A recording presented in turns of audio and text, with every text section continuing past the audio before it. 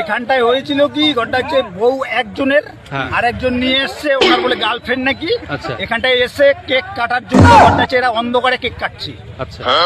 এটাই আমাদের ঘটনা হচ্ছে, পাড়ার ঘটনা হচ্ছে, কিছু ছেলে পেলে ধরে ফেলছে। এখানটায় আমাদের তো একটা পরিবেশ আছে এই এলাকার। এলাকায়, আচ্ছা আচ্ছা। এটাই হচ্ছে সবচেয়ে বড় জিনিস। তো পরে আপনারা কি শুনলেন যে ও নিজের বউ না? ওর অ্যাকচুয়ালি হচ্ছে কি, বন্ধুর বউকে নিয়ে এসছে, বন্ধুর বউকে নিয়ে আসার পরে হ্যাঁ। ব্যাপারটা এটাই শুনছি। ওনার হাজবেন্ড এসছে, হাজবেন্ড আসার পরে দেখছে, হাজবেন্ড বলল যে তুমি এরকম এত নিচু নেমে গেছো। তার বউকে বলছে? হ্যাঁ, আচ্ছা। এটাই বললো। আচ্ছা। তো বলছিলাম কেকটা কি ওরকম অন্ধকারে কাটতো? অন্ধকারে, হ্যাঁ অন্ধকারেই কাটছিল। আমাদের পাড়ার কিছু ছেলে দেখে ফেলেছিল, দেখার পরে ঘটনা হচ্ছে ওদেরকে যখনই ধাওয়া করেছিল তখনই এই যে রোয়া খেতে পড়ে গেছে, ধান খেতে পড়ে গেছে বাইকটা, তখন আর পালাতে পারেনি।